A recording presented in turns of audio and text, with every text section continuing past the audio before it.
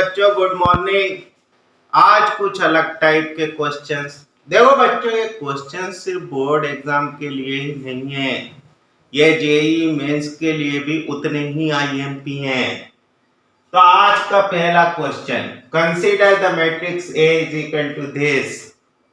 The matrix A is, जरा इस matrix को अच्छे से देखो तो इसका हर डायगोनल एलिमेंट 0 है।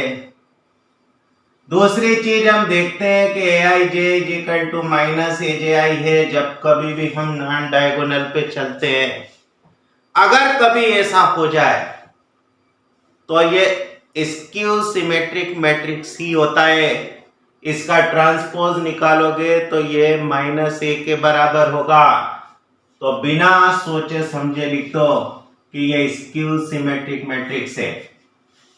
Next question, the matrix A plus AT is.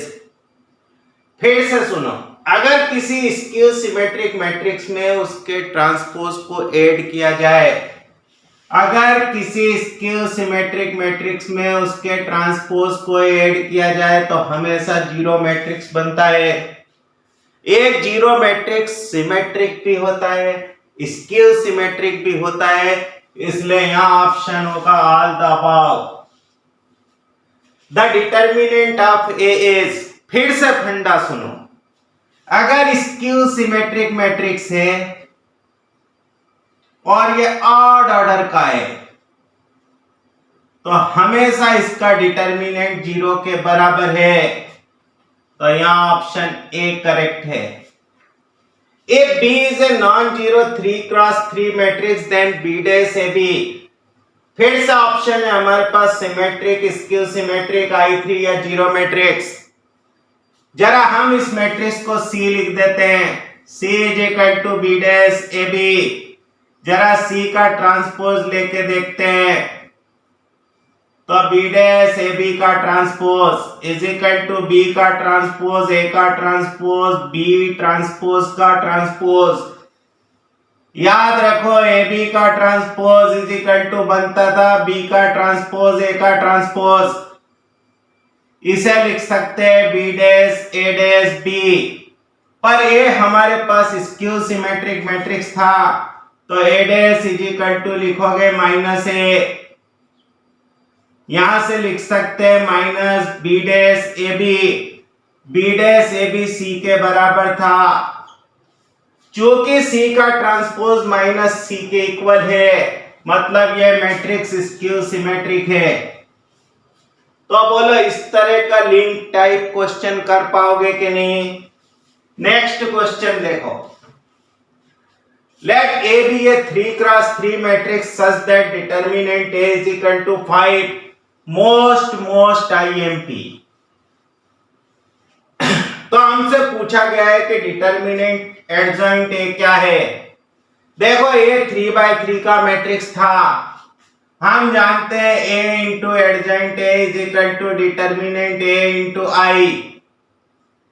इसे ऐसा लिख सकते हैं, डिटर्मिनेंट A I मतलब 1 0 0 0 1 0 0 0 1। ये 3x3 का मैट्रिक्स है तो यहाँ I3 लिखेंगे। इसी को ऐसा लिख सकते हैं, determinant A 0 0 0 determinant A 0 0 0 determinant A। अब दोनों साइड वापस डिटर्मिनेंट ले लें तो ये लो, determinant A 0 0 0 determinant A 0 0 0 determinant A। इसका डिटर्मिनेंट देखो, डिटर्मिनेंट प्रोडक्ट का डिटर्मिनेंट डिटर्मिनेंट के प्रोडक्ट के इक्वल होता है। इसका डिटर्मिनेंट तो डिटर्मिनेंट A क्यूब बना। यहां से हम यूं लिख सकते हैं कि determinant adjoint A is equal to determinant A square. बोलो डिटर्मिनेंट A 5 था तो डिटर्मिनेंट एडजॉइंट A 25। एक फार्मूला याद रखो, अगर A n बाय n का स्क्वायर मैट्रिक्स है जिसका डिटर्मिनेंट 0 के बराबर नहीं है तो determinant adjoint A is equal to होता है determinant A raise to the power n-1। अच्छे से गोट लो। कि अगर A n by n matrix है जिसका डिटर्मिनेंट 0 के बराबर नहीं है तो डिटर्मिनेंट एडजॉइंट ए होता है, determinant a raise to the power n minus 1। अगला क्वेश्चन पूछा कि डिटर्मिनेंट एडजॉइंट ए क्या। अब जरा देखो, थोड़ी देर के लिए समझो कि adjoint A is equal to B है। क्या समझ लें? तो हमसे पूछा कि एडजॉइंट ए का डिटर्मिनेंट क्या, तो हम लिख सकते हैं determinant adjoint B. Adjoint A की जगह बी लिख सकते हैं। देखो ये 3x3 मैट्रिक्स है तो हम यूं लिख सकते हैं। अरे अभी तो लिखा था। अब बताओ बी की जगह फिर से एडजॉइंट ए लिखते हैं तो एडजॉइंट ए का स्क्वायर लिख सकते हैं, पर डिटर्मिनेंट एडजॉइंट ए तो 25 था तो 25 का स्क्वायर मतलब क्या लिख दोगे? 625। अगला क्वेश्चन पूछा एडजॉइंट ए स्क्वायर का डिटर्मिनेंट क्या है। फिर से समझ लो कि a square is equal to B है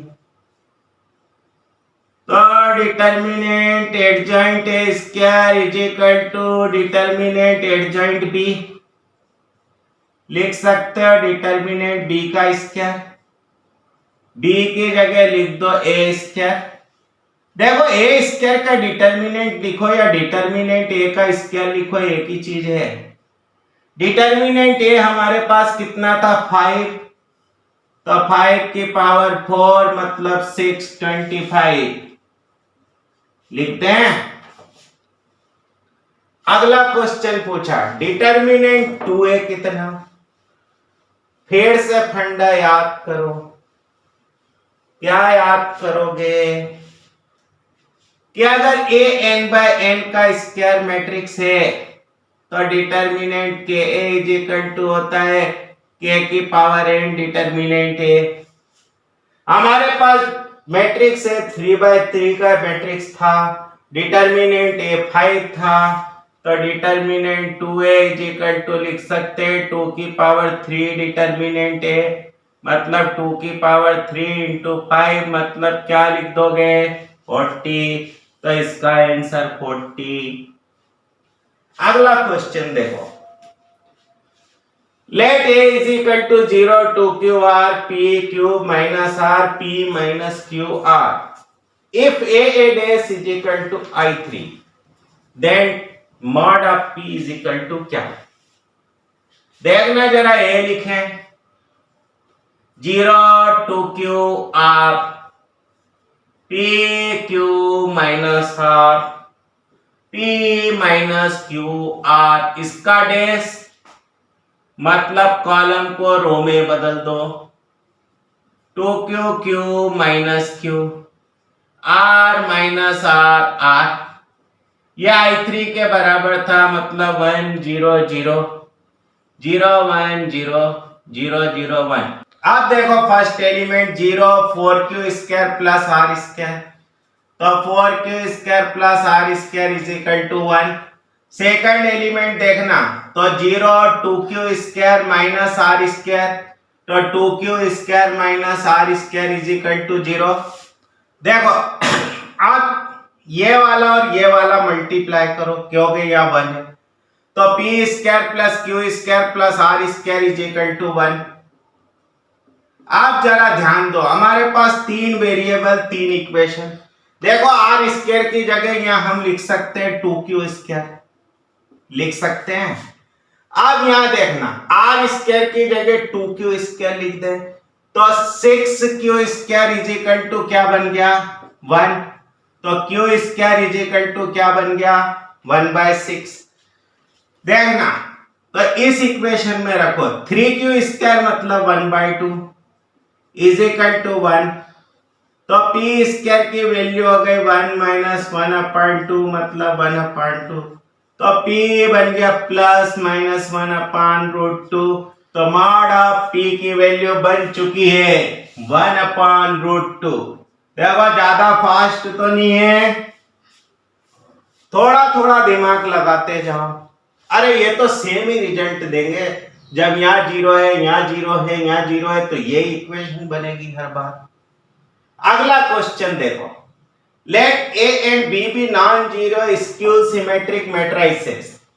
सोचो, ए एक स्क्यू सिमेट्रिक मैट्रिसेस है, तो ए का ट्रांसपोज माइनस ए के बराबर है। बी स्क्यू सिमेट्रिक मैट्रिक्स है, तो बी का ट्रांसपोज माइनस बी के बराबर है। And C is a non zero symmetric matrix, तो सी का ट्रांसपोज सी के बराबर है। हमें पूछा B cube C four minus C four B cube कैसा है, जरा इसको पी समझ लो।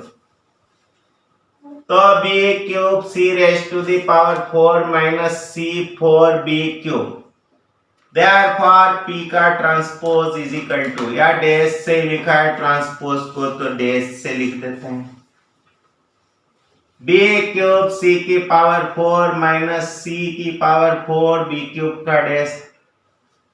इसे ही लिखेंगे बी क्यूब सी की पावर 4 का डैश माइनस सी की पावर 4 बी क्यूब का डैश।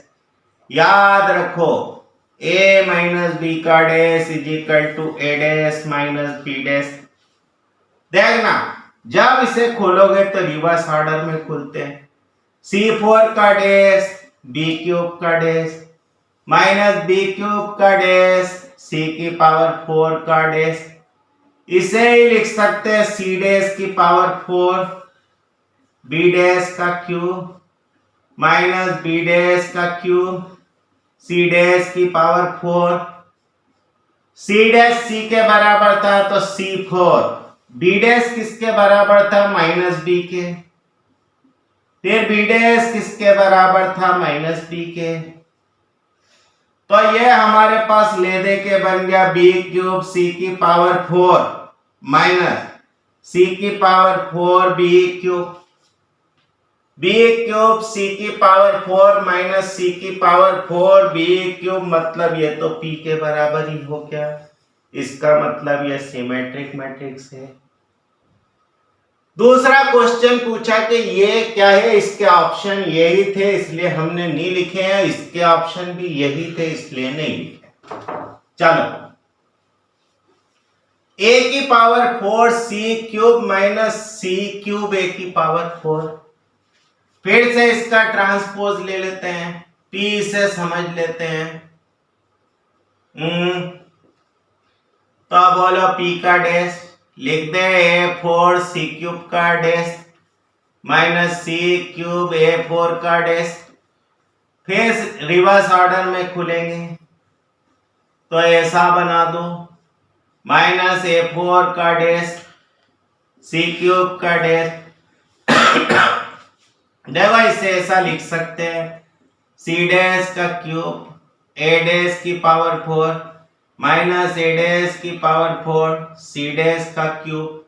c डैश c के बराबर था और a डैश माइनस a के बराबर था, तो ये c क्यूब a की पावर 4 माइनस a की पावर 4 c क्यूब बना। जरा देखो तो c क्यूब a की पावर 4, अरे ये तो माइनस p के बराबर है, मतलब ये स्क्यू सिमेट्रिक मैट्रिक्स है। तो क्या आंसर लिख दोगे कि साहब ये स्क्यू सिमेट्रिक मैट्रिक्स था। तीसरा पूछा इस मैट्रिक्स के बारे में क्या बोलते हो। चलो इसे p लिख दिया, a की पावर 100 प्लस b की पावर 50, तो p का ट्रांसपोज इज इक्वल टू, लिख दें सीधा, अब तो बार बार बताने की जरूरत नहीं है, पर यह हो गया माइनस a इसकी पावर 100, यह हो गया माइनस b इसकी पावर 50, तो ये a की पावर 100 b की पावर 50, ये तो p ही है, तो ये सिमेट्रिक मैट्रिक्स है। देखो ऐसे क्वेश्चन एग्जाम में आएंगे ही आएंगे, तो घबराना नहीं है, थोड़ा सा दिमाग लगाना है। इसी तरह के क्वेश्चंस का इंतजार कीजिए। Have a nice day.